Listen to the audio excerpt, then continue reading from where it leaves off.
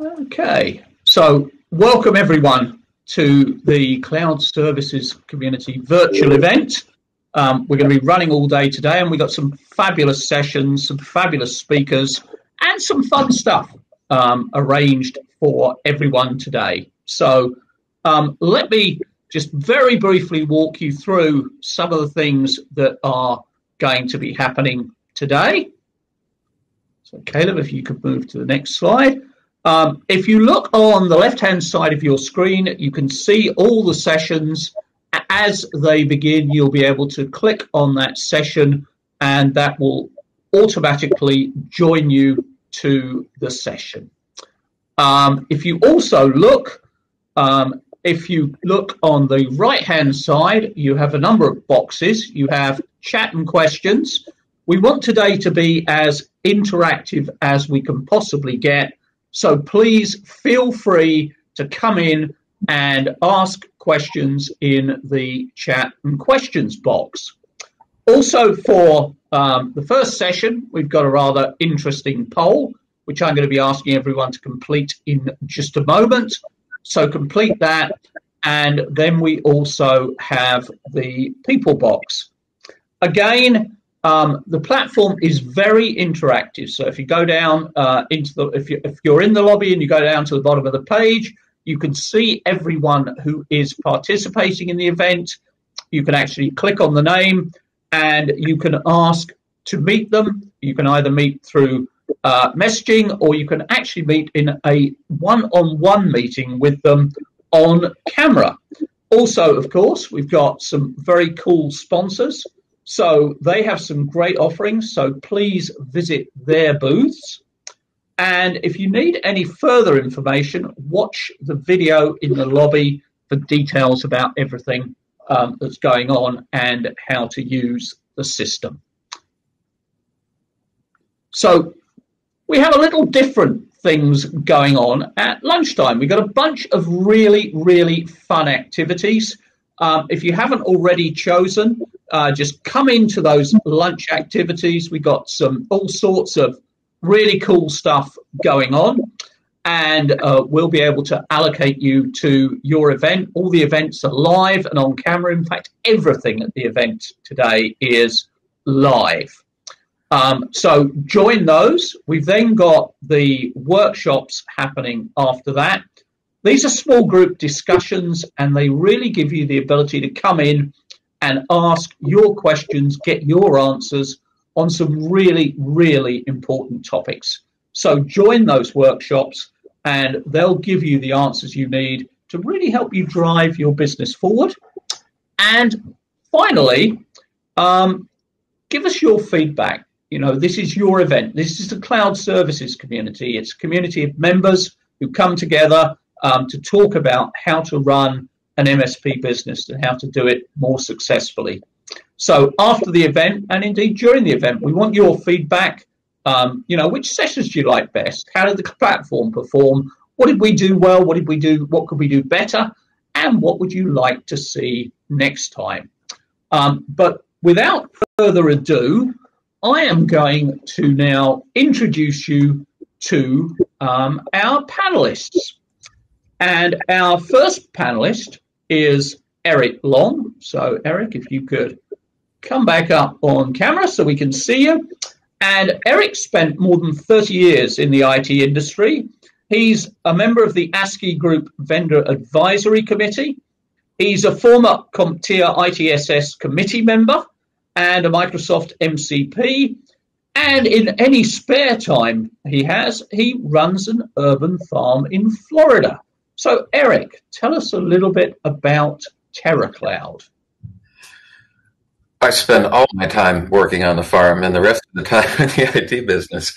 So, TerraCloud, we're a regional managed services with a provider with a strong focus on cloud and security.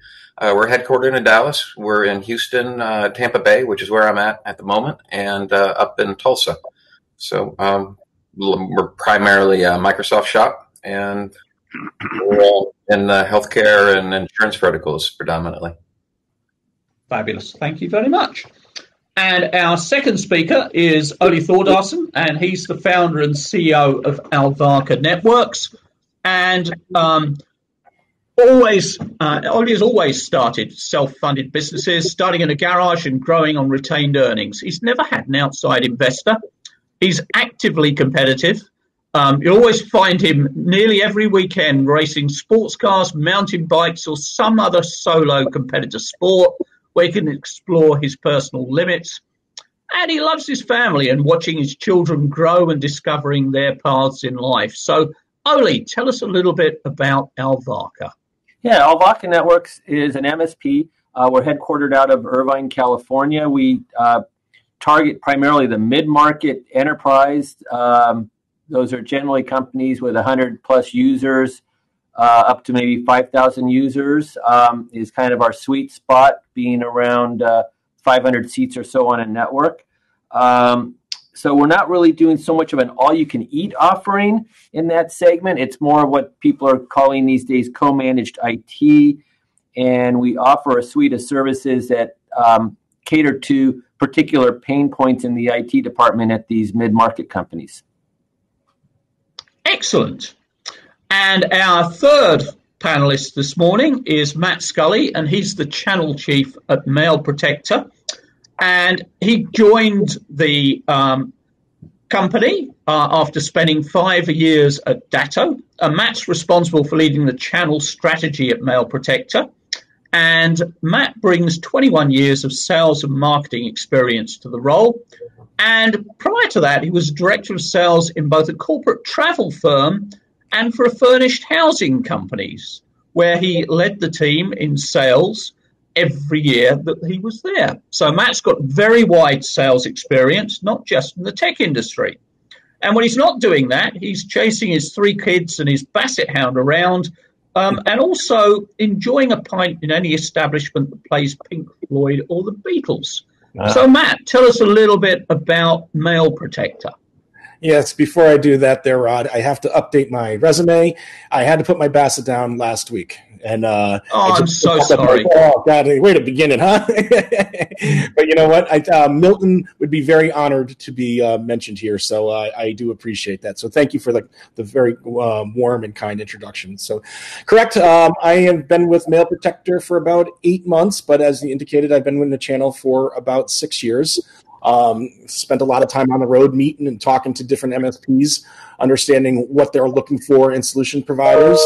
And I bring that insight there. But Mail Protector has been around since 2002, started out in Greenville, South Carolina, as a company that protects emails, hence the very creative name, Mail Protector.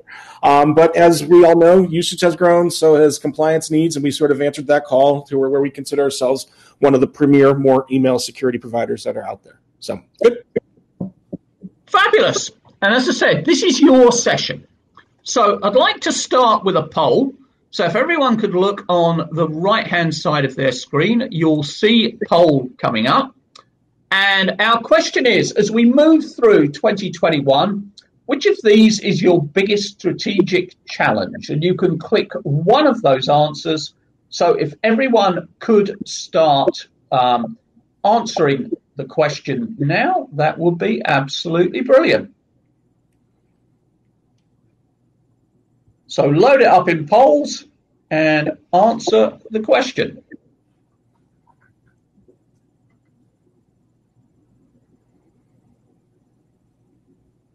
Come on, folks, click on that poll tab. We'll keep it open for another minute, but we want as many of you as possible to answer so we can get as accurate as possible an answer.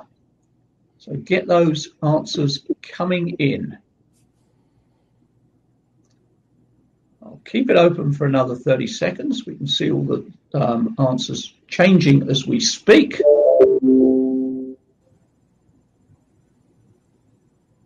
Okay.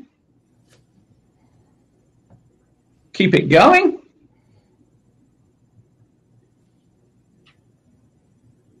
$15 more seconds. So come on, chaps. Let's get those answers in. Chaps. Anyone get the idea I'm not quite from these parts? I might be from the UK. I think chaps is a cologne in the States.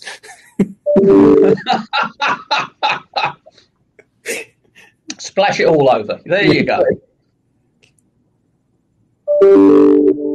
Excellent. 15 more seconds. Come on, let's get those answers in, and then I'll put it to the panel. Okay. So it looks like one of the biggest challenges everyone is facing is building an effective remote selling strategy. So, and then after that, developing and managing a digital marketing strategy. So, Eric, would you like to comment? Building an effective remote selling strategy. What should people be doing? How do you do that? I'd be thinking outside the box, because I always hear the traditional things just don't work anymore. We're not having face-to-face meetings. We're not having lunch to learns, and those kind of things are currently a thing of the past. They may come back at some point in the future. We took a different strategy. We do the LinkedIn targeted marketing strategy. We use DuckSoup, Sales Navigator, and all that kind of stuff. And what we've been doing is a series of short webinars, informative webinars, where we're giving that prospect something, and we're starting to have a little bit of success with that. The other thing that we've done is we doubled down on our strategy with our vendor partners, specifically the Microsofts of the world and a couple of smaller ones, and co-market with them and make sure that our profile and our offerings are complete and available for people to find us on the Microsoft marketplace. Fabulous. And when you talk about giving something away, what sort of something is that, Eric? Some type of intellectual property. Teach them how to do a Power Automate, how to automate something inside if they're an existing 365 client, which it seems like most are now. There's still a lot of stragglers out there, but as we're trying to adopt a strategy, we're coming across, as we're prospecting, we're coming across people that are already invested into the Microsoft 365 stack, but they're not using it. And the value add to them for us to come in and take them away from either another CSP or from direct is to provide that nugget, that knowledge, how to create something that they didn't think about prior. Excellent. And Oli, remote selling. How are Alvaca working with that? At Alvaca, we probably weren't the best at following some of the traditional sales edicts that you always present a proposal in person, sitting across from the person and all that. And I think that's a really, really good piece of advice, but we actually didn't always follow that. We kind of, prior to the pandemic, we would probably do more than most advisors would suggest in terms of emailing proposals and presenting them over Zoom or Teams or something like that. So, post-pandemic, obviously we've shifted to nearly 100% of that style of selling. It's proven to be pretty effective for us. The key thing is that, have your messaging down, because you have to, make sure that you stay very, very customer centric and stay focused on their problem and not what you need, because you've got to build trust over a remote connection. And I think it's a little bit easier when you're sitting across from someone's desk and you can kind of yuck it up for a few minutes before and after and during. A Zoom meeting tends to be more about getting right down to business. Although you do want to have personal discussion because you do want to build that relationship. But I would say the key thing is staying focused on what the client needs and what their problem is, and don't make the mistake of focusing on what it is that you need, which is to close the sale, because that will break trust. If you start, I am a believer that if you ask for the order too soon, then the client feels like you're working in your interest and not theirs. And and there's that other axiom: always be closing. I don't believe in that. I think if you're always trying to close, the people believe you're only caring about yourself. And then to Eric's point, we are continuing on our lunch and learns and things like that. We would do one or two of those a month pre-pandemic. We're continuing on with those, and now we're just doing them online and as webinars, and that seems to be working pretty well for us as well. So give me an example of a lunch and learn, Oli. So what happens? What's the content? How do you get people to attend, etc.? So we recently had one on backup and disaster recovery. We have a 3-part series on ransomware coming up that will be done over a 3 or 4 week period of time. And I don't recall exactly what each three elements. I think one of them is, how to protect yourself from ransomware, and I think the last one is, what steps do you take if you get hit by ransomware? And I forget what the middle one is, but that's an example. Okay, and in terms of getting people along, what do you do to get them into the session, and what happens during the session? So we have a pretty active digital marketing program here, and I suppose maybe Constant Contact and doing weekly, emails and all that would fit in with that. But yeah, we're constantly developing content, sending that out through Constant Contact, and then we do Google. This is starting to touch a little bit on the digital marketing stuff, so I'll maybe hold back a little bit. But we do Google remarketing. So when people hit our website, we keep hitting them with ads when they go to YouTube and CNN.com and wherever they might be going to on the web, so that they can't forget who Alvaca Networks is. Okay, cool. And Matt, sales is right up your alley. Remote selling. What should people be doing? How does it work? Okay. First and foremost, we should not be married to remote selling. Remote selling was something that happened in 2020 because we all got punched in the face. Now what we need to do is we need to learn how to do a hybrid of both remote and in person. In other words, let's not say that we're just going to do strictly remote because, you know what, vaccines are coming and this thing is going to eventually dwindle away. You know what I mean? Hopefully sooner than later, but we should not just focus specifically on remote selling. When I looked at the poll, I'm looking at 16% is gaining profitable new customers. I would expect that to be a lot higher. And how you go about that is 2 different ways. I mean, it could be obviously, the standard usual of, calling on leads that you get in, that type of thing. But the main thing is establishing a strong referral program. That is where you're going to get your new customers. Is a strong, you do a great job for one customer, they're going to be more than happy to go and tell their peers and their networking group about you on that.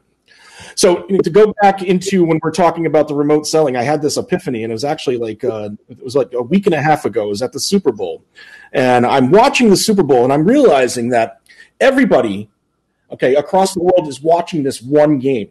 Okay, all right, so everybody's watching the same exact thing. But what's really interesting, Rod, is the next day, you have over 21 different sports programs on that one game. And each of those 21 has a different take and a different delivery.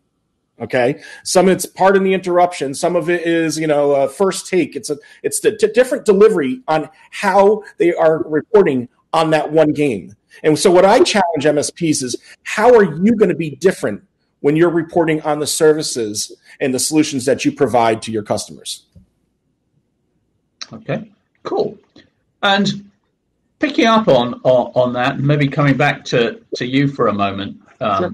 Eric, if you look at what you were doing pre-pandemic, what you were doing in 2020, and what you're looking to do in 2021, how has that changed and moved, and what are you preparing for as we go through 2021, and how's that changing strategically what you're doing as a business? Well, first off, back to Matt's point, differentiation. I think that's a key factor. You can't send the same proposal, look the same as everybody else. You've got to think outside the box and just be different, even if it's cookie. We're different. There's a lot of startup companies that have that approach, and it seems to be working for them. Dollar Shave Club, which is a few years old now, I think that fits in well with that strategy. We doubled down on marketing over 2020. We maintained our existing customer base. We lost 1 client in 2020. We gained maybe 4, which was a really slow year. So it was very painful not seeing the growth that we'd seen over the last few years. So instead of kind of just hunkering down, we reinvested in marketing development, redoing messaging. What is it that we're actually selling? What's the distinction that we provide to our customers, and what makes us different? And also the referral thing. Every one of my emails has a message about customer referrals, trying to drive that type of business. But I think 2021 is going to be more of the same. The strategy's starting to pay off a little bit, albeit slow. We don't need a lot of growth to be profitable or to survive. We're in some pretty good verticals that weren't touched by the closures. We're also in a number of states that are very business friendly.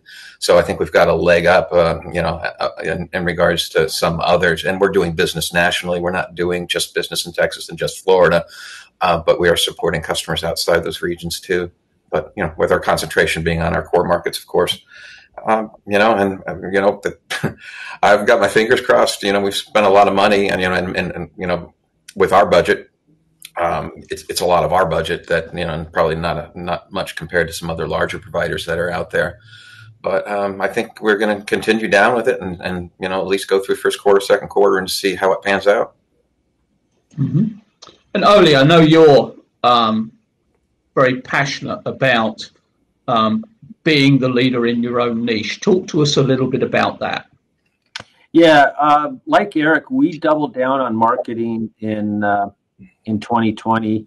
Our spend went up, and I love referrals also. I want to say a few years ago, I moved away from relying entirely on referrals. I felt like counting entirely on the goodwill of others to think about us I was throttled by how often our growth was throttled by how often other people would think about us to refer business to us. So we started spending a lot on marketing, and it's a long game. When we start talking about digital marketing, which I assume we will, to me, it's a long game. If you go spend a few dollars for a few weeks or a couple months, and then you don't get the results that you want and you quit, you'll never get there. But the takeout I got out of our marketing, though, is that by constantly being in the faces and on the minds of everybody that we do business with, we're talking about customers, prospects, vendors, other consultants, competitors that might have an opportunity to refer business to us from time to time that doesn't fit their model, that our constant contact mailings and our Google remarketing ads keeps our company name in front of people, and that in of itself increases referrals. So we get leads from people that already know us, but they just don't have time to forget about us, or somebody else doesn't get to slip in front of us as being top of mind. So I think even with a referral marketing strategy, that marketing is still very, very important to keep the brand awareness alive and to shape what the brand means for our clients and prospects. And drill into that specifically. Where are you spending? And I'll ask the same of Eric. Where are you spending those marketing dollars? Maybe I can go back to Eric to start, and then Oli come to you as well. Definitely social strategy. We're looking at the retargeting, like Ollie's doing, just so our name is always out there in those LinkedIn groups that we participate in. It's a lot of labor physically participating in all of the different groups that we try to post in, because you've got to take the approach of non-sales oriented approach. It has to be helpful information, otherwise they're just going to blow you right out of that particular group. But what you can do is you can advertise into those people, those groups, so they see you responding to conversations and injecting valuable comments. Then they're going to see that name pop up in some type of a call to action, and that would be one of the directions we're spending.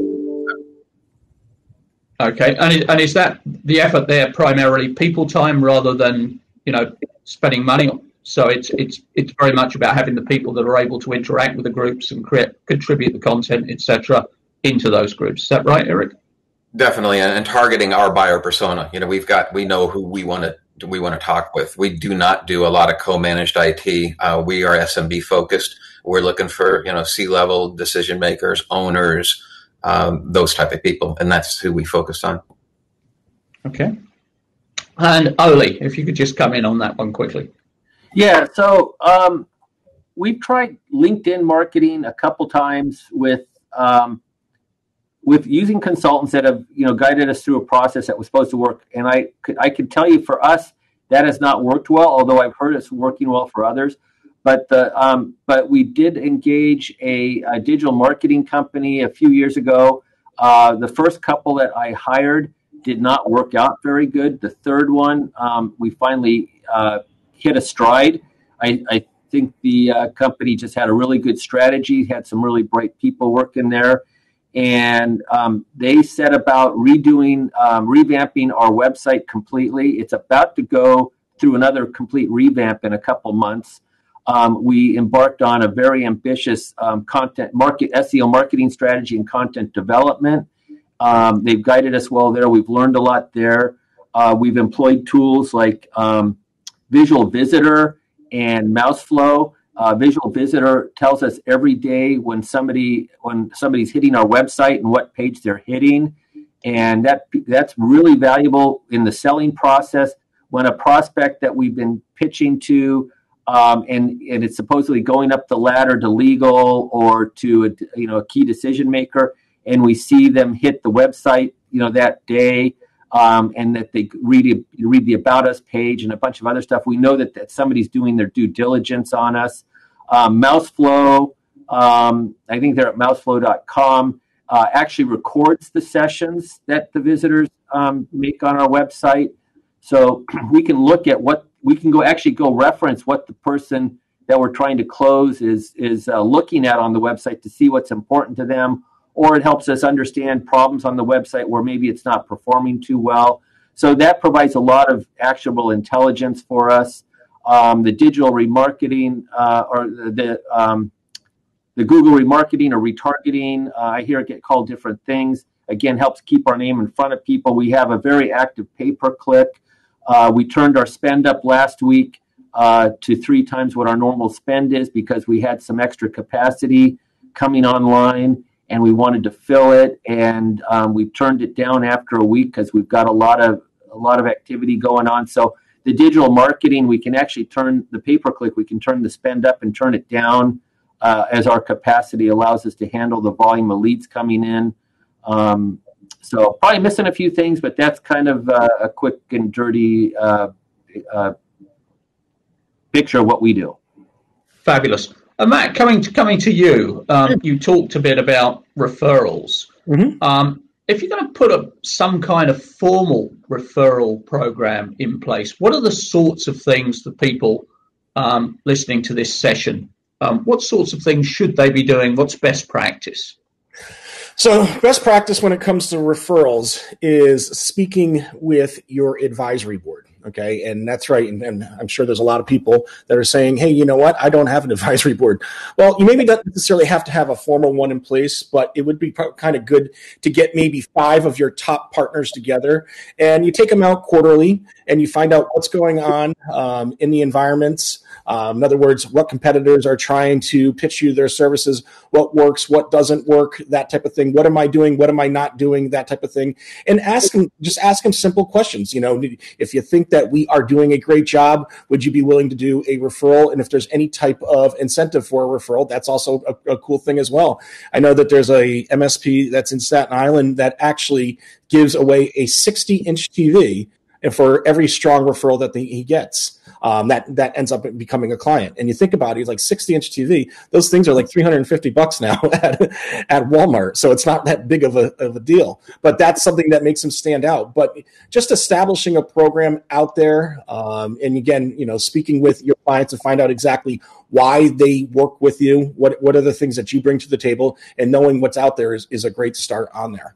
When we're talking about an advisory board, it doesn't have to be your 5 best customers. It could be somebody that is splitting the business between you and somebody else. But asking questions, what you do is you do a profile in the beginning of the year, ask them 15 questions, surveyed questions, take that information and put it into a digestible format and look at that as your go-to-market strategy for the upcoming year. So I think that is definitely important. The other thing also is that using templates that you're using in, let's just say, an office building or a storefront. Let's just say that you're doing networking for a store, and right next to it is the same exact dimensions. And right next to that is the same exact dimensions. Maybe using that template and going over to those other stores and saying, hey, we're doing a great job doing the networking for this person. We would love to give you a price, or would love to give you an opportunity, or love for us to give you an opportunity to get in there and show you what we can do as well. And the last thing that I think that's really, really important is making sure you understand the marketing capabilities to the to the small, medium-sized businesses from the products that you sell. If we're going back to that, like that networking gear, the networking gear that keeps track of people's login credentials, that's a great marketing tool that a hospitality, restaurant, bar would love to have. So making sure you understand the full potential of the products that you're selling, specifically not from a usage standpoint, but from a marketing perspective as well. And how do you do that? You have very deep, involved conversations with your vendors. Lean on your vendors. We're here to help.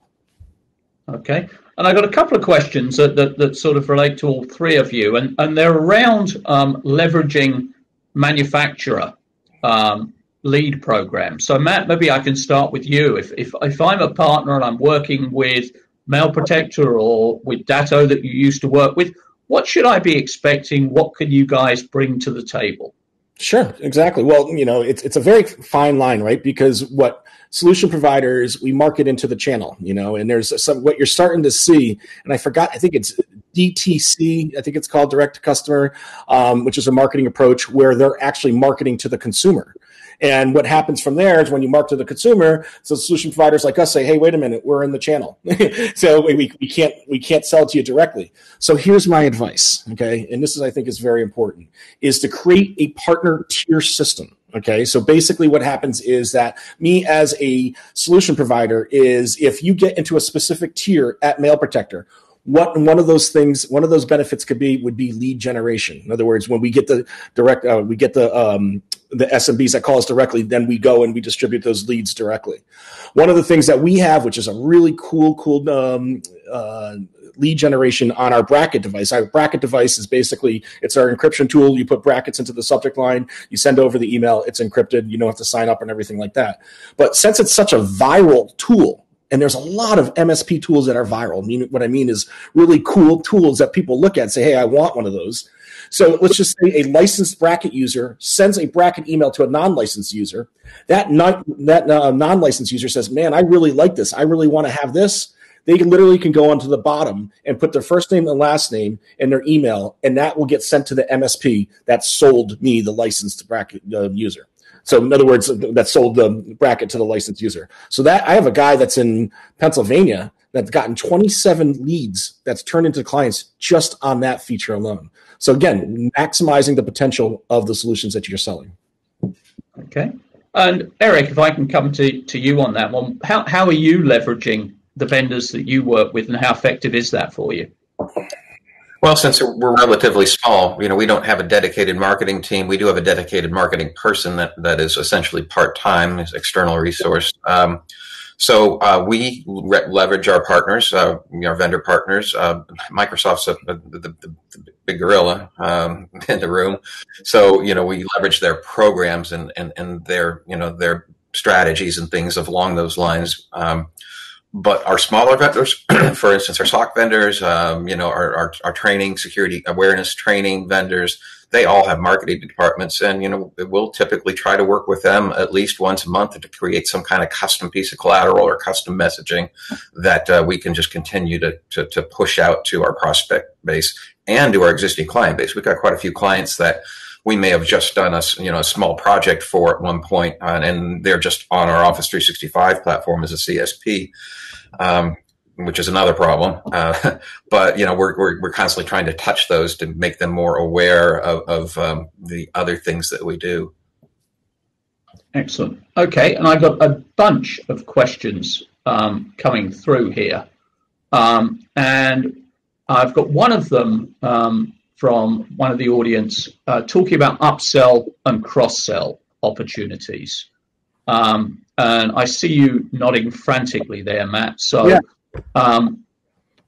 Obviously, we've got a lot of existing clients. We need to maximize the business we're doing with them. So how do we go about developing a really effective upsell and cross-sell strategy? Okay, so the first thing that we've got to realize when we're talking about marketing, the greatest marketers that are for MSPs right now are the hackers. Okay, they're continuing to scream the need of an MSP. So with that being said, you can go to websites like bleepingcomputer.net, and you could read all these stories that happened when people didn't have the correct security measures that are in place. So I always believe that with MSPs, it's stats and stories is what goes out there and sell. And when you talk about these stats and you talk about these stories, and you could even go granular and go and talk about the different verticals on there.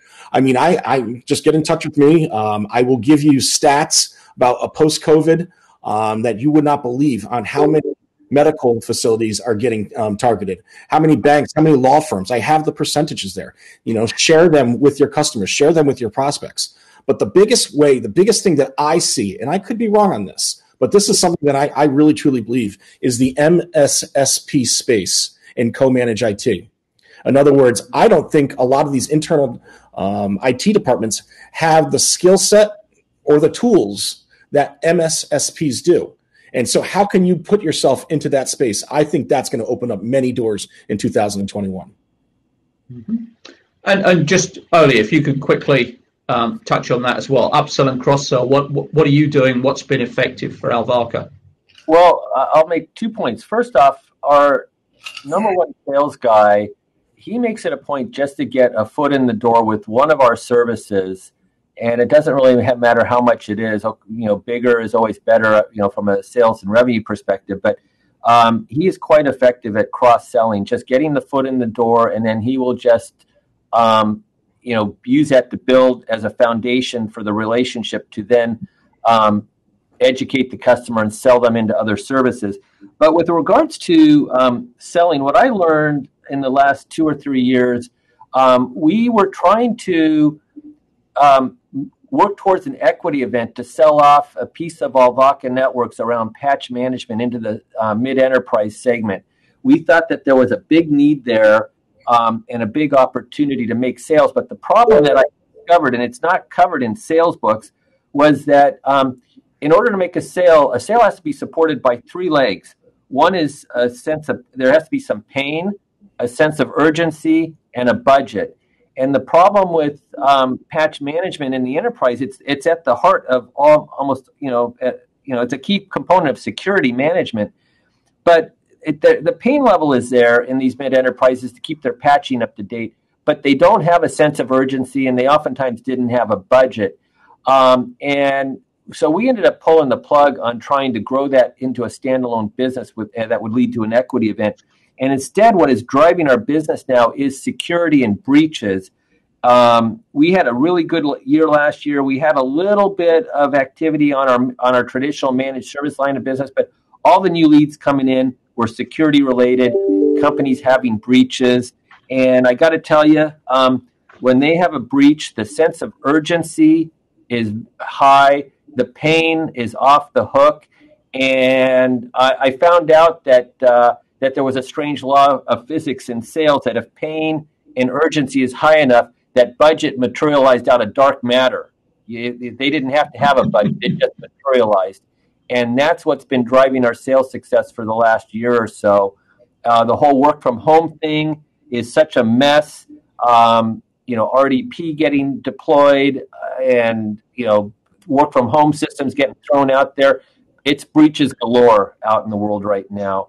And it's driving a lot of opportunity for the channel. Okay. And I've got a bunch of questions coming in, so I'm gonna switch questions on you, Eric, and take a question that we've had. How do you advise that I get quality time with the CEOs of my major clients? Well, that's relationship building. I mean, that's something that, you should be doing with any of the principals in the businesses. We try to communicate differently with the principals in the business. We also try to communicate with the end users on a continual basis, helpful things, security strategies, so that we have a marketing campaign towards our existing end users. Half of them delete the stuff, but they're sitting in our dashboard. They'll see it flash up on the screen or whatever. As far as getting time with a CEO, I've got some clients. I've met the CEO once or twice. I'm working with the decision maker that's inside the company that they rely on. So don't worry about not getting time with the owner of the company necessarily, because he may not be. Most of them don't want to make those kind of decisions. They're busy doing big picture things or planning their next vacation or whatever it might happen to be. Find out, you're usually working with the key decision maker if you're an SMB. All these market and over in mid market and enterprise. I always struggle trying to get to the guy making the decisions, because you're always stuck with these IT guys that are typically pretty lackluster and non-motivated to promote you in any way. So that's why I kind of leave that space alone.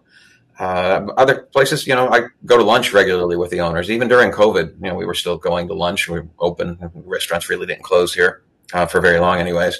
So it's hard for me because I'm in multiple markets and I've got clients in multiple states and I can't be everywhere at any given time. So I have a open channel with every one of our clients, especially the decision makers. We're up on Teams. I communicate with them regularly on Teams. Our important customers, we have weekly 30-minute just touch, huddles essentially.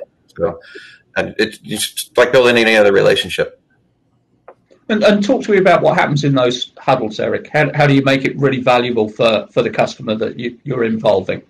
We try to drive process improvements, business application improvements, things that really affect their bottom line department by department, and move those things forward. So we're promoting, Power Automate and Power BI and building apps and things along those lines. We're making sure that they're secure. We're doing 101s and 102s on applications that we provide them. For instance, Password Boss is one that we use. People forget how to use it. They don't use it properly, or they get frustrated and they go back to writing their passwords down on a notepad or an Excel spreadsheet. So we just constantly rehash that. I'm doing one tomorrow, just a review for existing customers. And I would, it doesn't take a lot of time. You can do these things in 15, 20 minutes. Get what I've done and what I would recommend is on my website, we have got an event manager. We post those events and we get people to sign up ahead of time. WordPress plugin is free. And just continually just keep doing those things over and over again. The business decision makers will know that, and they're not going to see that from most of your competition. Excellent. And Matt, do you want to come in on that one? Time with the senior people in your customers. How do you make sure you get it? I could do this one very simple. I see that we're getting down to the last minute, so I'm going to be really brief on this. Is that we've got 30 minutes left. We run to 55 on this one. Oh, good. All right, good. No, very verbose. Now, I would suggest that you don't go to the CEO because, one, you may look like you're trying to overstep somebody else. But what I would also take a look at is going to the CFO. The CFO is the person that is responsible for the health and the risk of the company. And when you're talking about the different hackers and the different threats that are out there, the CFO is going to be the one that's going to listen more. Because remember, the CEO is in questions like this, which is, it's a valid question, is that, they have everybody going in there and trying to target them. Trying to go, they're the name onto the company. The CFO is going to be the one that is going to be the person that's going to be responsible for whether they're using your services or not. And of course, 9 out of 10 times the CFO has the ear of the CEO. So if the CFO makes the recommendation, the CEO is going to listen. Okay. And Oli, I'm picking up on the questions that are coming through. So, and keep them coming through, by the way. It's been very lively. From a chat and question standpoint, so keep those questions coming in. Is there a conflict in being an MSSP and an MSP provider? How would you answer that one, Oli? No, I don't think there's a conflict at all. From a fiduciary duty point of view, I don't think there's any conflict there. From an operational standpoint, it's very, very difficult. While we are involved very much with security, I would not call us an MSSP. And our plan is not to become an MSSP, although a quick look at our website shows that we offer a ton of security-related services. To me, an MSSP, we're unique. We staff 24 hours a day in Southern California, a network operations center with U.S.-based personnel. It's not people on call or getting a page or anything like that. We're staffed 24/7. On Christmas Day at 2:30 a.m. in the morning, we have people in the NOC working. So that's a pretty unusual thing for an MSP in the United States to do.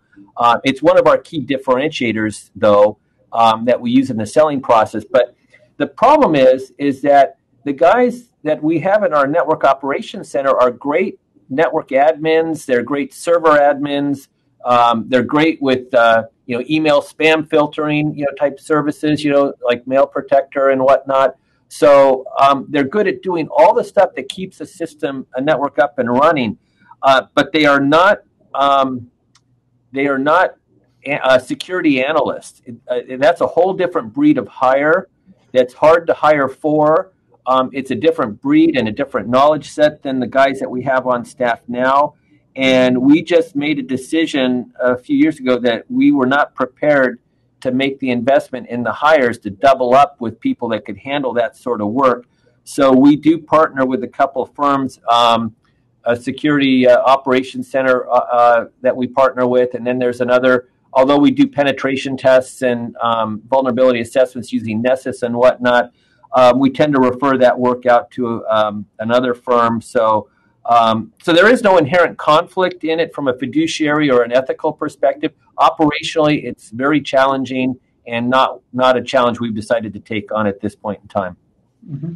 And when you partner with another firm, Oli, how does that work? Do you take a commission from them? Do you simply provide them with a lead? Do you expect anything back? What does the relationship look like? Yeah, what we do is we private label. We have some of our own IP that we use in delivering services to our clients, but a lot of it is also just technology that's licensed or a service provided by another firm that's repackaged and sold by us. And in the case of the Security Operations Center services, that's a good example where we just private label the service and call it our own, but it's delivered by someone else. Okay. And Eric, if I can bring you in for a second. I mean, I've heard from a lot of MSPs that MRR, monthly recurring revenue, is absolutely the key to success. Do you agree with that? And if you do, what are you doing to increase the amount of MRR you have coming into the business? Well, like I say, we spent 2020 kind of repackaging and rebundling our services and solutions, not selling individual line items, but we had a lot of clients that we've had for many, many years, in some case decades. And we've gone back and recontracted those and brought them up to a higher level of security. And so we were able to grow our revenues, our MRR, by going back and recontracting people we had just kind of not necessarily ignored, but we didn't bring up to the standards of what we were selling, to new prospects or, to clients that we were already recontracting. So that was one thing that we did to accomplish that. Real quick, back on the whether it's a conflict of interest or not.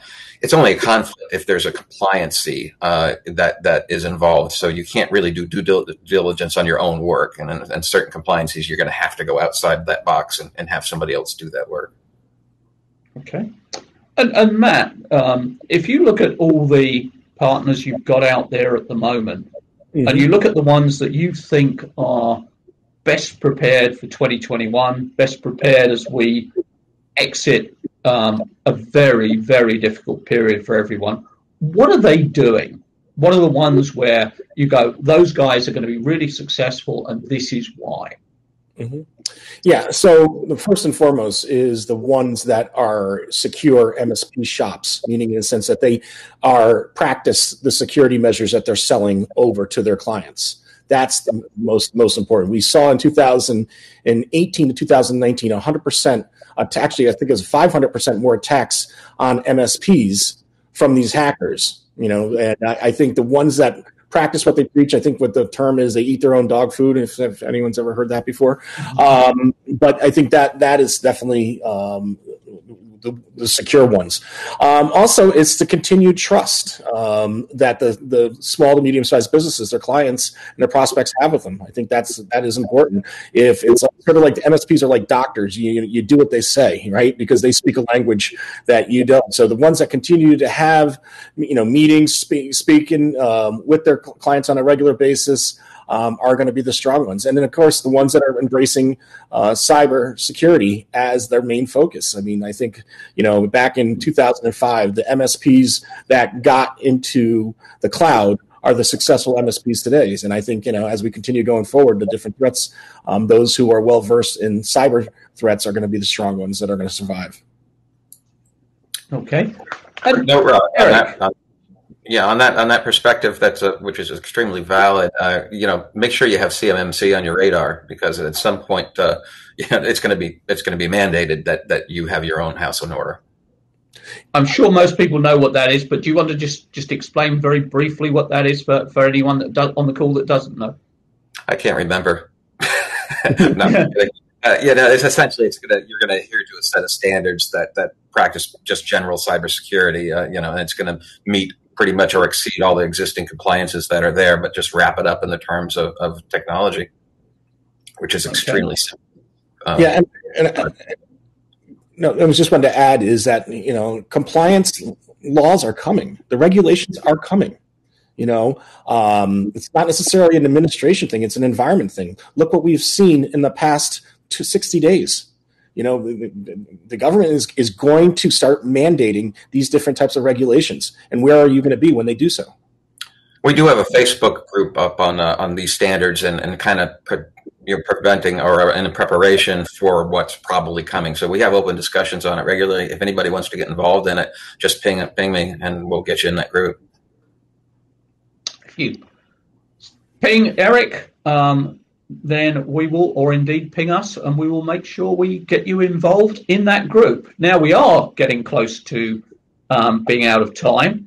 So, Oli, if I can come to you, if you look at 2020, you look at 2021, and where we are and where we're headed, if you had two really concrete pieces of advice for people listening to the session at the moment in terms of how to really make their business successful in 2021, what would those pieces of advice be? So 2021 is going to be a rock and roll year. There is great opportunity this year. Don't let anybody or anything that you hear tell you otherwise. There is a ton of money that's been injected into the economy through these stimulus packages, through increased unemployment benefits and whatnot. Don't get me wrong. There are hard segments. I would not want to be a movie theater operator right now, or a cruise ship line, or there's some segments of the economy I just wouldn't want to be in. But so many others are rocking and rolling, and there's a ton of money out there. And some companies are just sitting on their PPP money and haven't even used it yet. And savings rates are actually up with individuals. That bodes well for us. And I think for us, the key challenge to growth in 2021 is getting the right people on board. The opportunities are out there for us to make the sales. I need the right people. So finding the right people is really, really hard. And in order to scale properly, we can't undercharge. There has to be enough margin in what we charge to grow properly and to hire people and to rebuild infrastructure and buy new tools and automate our own operations. So I see probably the biggest sin in the channel is that companies underprice their services and they don't have the profits that they need to grow when opportunity to grow presents itself. So that's my admonition. Okay. And the same question for you, Eric. Two things that you think people should really be doing. Well, I would hope for the best and prepare for the worst. I'd make sure that my financial situation was in order. I'd manage my expenses and and signing long-term contracts, which a lot of the newer vendors don't require. I still would be optimistic. It's a lot easier to be pessimistic about the future, especially with the uncertainty, of things that that are going on. But I wouldn't stop investing in the business. And I absolutely agree with Ollie. Don't undercut your prices. I mean, if somebody's just hunting on price and looking for somebody based on price, that's probably not going to be a good fit for you anyways. Excellent. And Matt, 2 things you think people should be doing. Can I give you 3?